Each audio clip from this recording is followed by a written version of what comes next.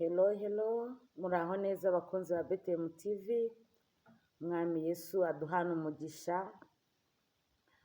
Nitwa Uwimana Beatrice ariko bakunda kunyita Betty. Nimero yanjye uwumva ashaka kumpamagara ni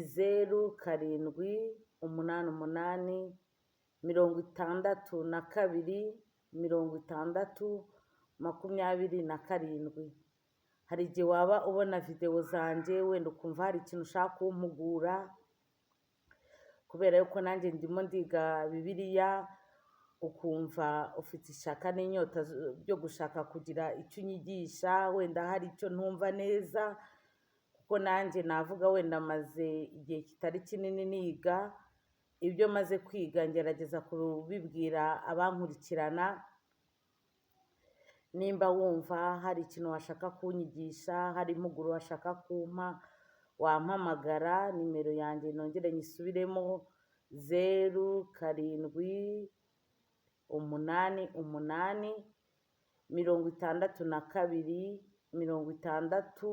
0788626027. Umwami Yesu Kristo yaguha umugisha.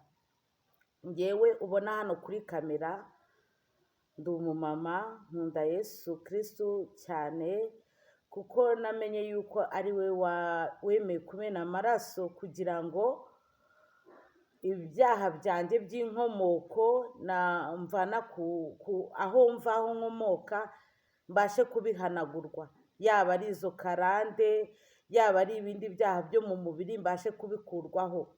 Uwo mwami Yesu naramusobanukiwe neza. Namenye yuko ubwe yivugiye ngo niwe nzira n'ukuri n'ubugingo, ngo ntawe uzigera ajya kwa data atamuciyeho. Nongeye gusobanukirwa neza ko umugaragu we Filipo yamubajije ngo databuja, ngo twereke data wa twese, ngo biraba bihagije. Aramubwira ati, Filipo, iminsi yose twabanye, kubera icyo umbajije icyo kibazo? Ntabwo uzi ko uwambonye aba yabonye data? Numvishe aho ngaho nibaza ngo ni igiki cyatuma ntekereza yuko Yesu Kristo atari Imana. Nongeye gusoma muri Timoteyo wa mbere ngo ubwiru bw'ubumana burakomeye, ngo Imana kwerekanwa yambaye umubiri ikabana natwe, ngo abamarayika bakayibona ngo kandi ntikore icyaha, ngo ikazamurwa mu ijuru. Aho ngaho naho hongeye kunyereka uko ngomba gufata Yesu Kristo. Uzi ko kera batambaga ibitambo bakamena amaraso, ayo maraso yabaga ariyo bitewe n'urwego rwawe, ayo ihene iki bitewe n'urwego rwawe. Hari n'abatambaga inuma, wenda ari abakene, ariko umwami Yesu aturinde gukena, dukureho ubukene.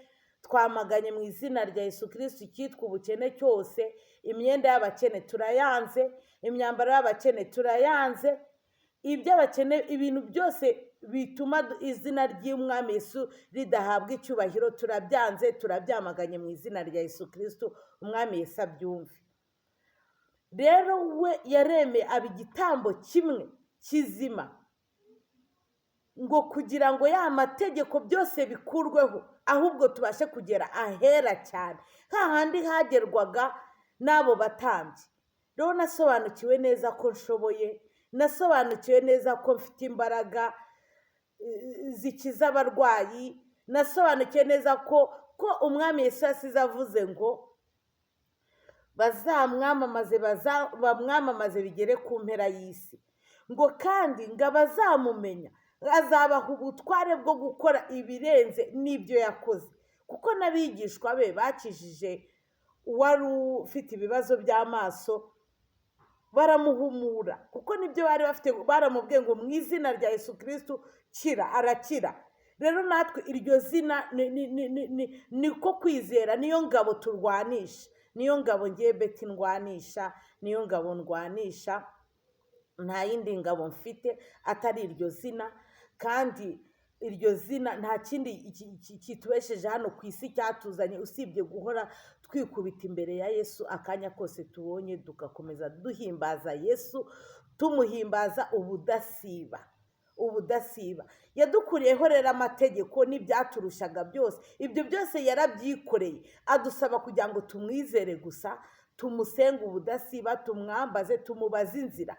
Birababaje iyo tugiye kubaza inzira turi bucemo ukayibaza umuntu, ukaba wafata umwana w'umuntu ukamubaza ngo nceye ngo nkore iki. No, ugomba gufata igihe ukihererana n'Imana yawe, ukayihamagara ukayibaza inzira, ndaca iyihe nzira, ndakora iki, ndeka iki. Kubera yuko ikikuzamo iyo amasengesho yawe atangiriwe mu kirere cya mbere, ushobora gushiduka wakoze ibitari iby'Imana, nyine igitekerezo cyawe cyavuye ku myuka mibi. Ariko ntekereza neza ko iyo uri konekite n'ijuru, igitekerezo cyawe kiva ku mwami Yesu. Rero umwami Yesu Kristo w'i Nazareti ntakaturekure, ajya ahora adufashe, ibitekerezo byacu byose turabikonekita nawe, kugira ngo tutazibeshya tukayoba amayira, kuko niwe nzira, niwe ukwereka inzira, niwe kuri, niwe ukubwiza ukuri. Undi muntu wese yagushuka, uwundi muntu wese wagisha inama yakuyobya. Noneho n'umunsi tuzaba tuvuye muri uyu mubiri, kuko twaje mu isi tutabizi, uko wavutse mama wakagutwita utazi ko uzaza uri iyi sura yitwa Beti, niko no kuva mu mubiri bizagenda, ariko ubugingo bwawe bukagira ahandi hantu bwimurirwa. Ko Yesu Kristo yasize atubwiye ngo mu rugo kwa data hariyo amazu menshi, iyo aba atarahari mba mbibabwiye, ngo yagiye kudutegurira amazu.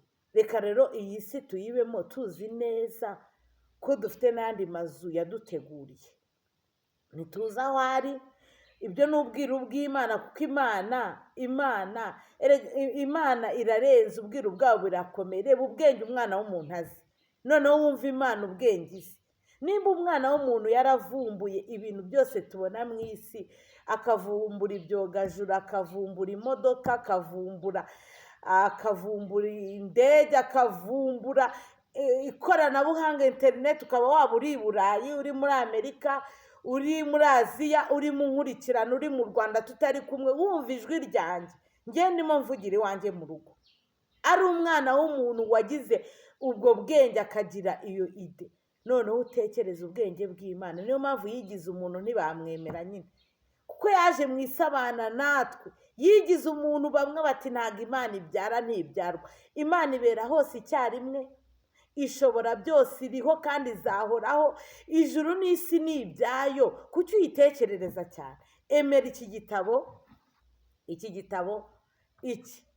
gerageza wemere ibyo intumwa zavuze, wemere ibyo Yesu Kristo yavuze, wemere ibyo intumwa zavuze, usome, usobanuze nk'uko nanjye ndimo gusobanuza. N'ubu rwose umuntu wumva wanyobora mu by'umwuka, akumva hari uko yanyobora nkarushaho kumenya Yesu Kristo, yampamagara. Nimero nayibabwiye nyine, nayibabwiye ni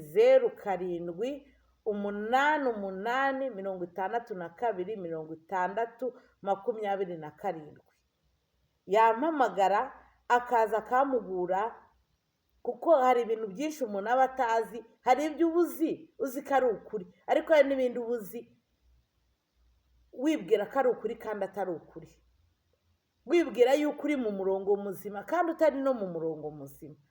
Reka twongere duhamagare Yesu rero, iyi video nkoze ayiherekeze. Mwami Yesu, gitare kisungwa n'amahanga, Mana waremye ijuru n'isi, ukarema umuntu uganika ikirere, Mana tutashobora gushyikira ubwenge bwawe, ndakwiragije. Cyo nshaka no kugukorera, cyo nshaka no kuba umwana wawe, cyo nshaka no kutayoba amayira. Unkonekite n'abantu bagufite mu mitima, bakuzi neza, n'abantu bakuzi bari mu nzira zawe kandi batazakuvaho, batazayoba, badashyiramo amarangamutima yabo, ahubwo bari mu ijambo ryawe. Rero Yesu, ndakwihaye, ndakwiragije, ndakwihaye wese ubwenge bwanjye ndabuguhaye, umutima wanjye ndawuguhaye, ibitekerezo byanjye ndabiguhaye, indebo yanjye ndayiguhaye, imvugo yanjye ndayiguhaye, ingendo yanjye ndayiguhaye, ibyanjye byose, imyambarire yanjye ndayiguhaye, aba ari wowe ukunyobora. Ntihagire guteshuka ngo nyobe amayira, ahubwo unyereke inzira y'ukuri. Byose ni mu izina ryawe mbyambaje mbyizeye, urakoze mwami Yesu, amen.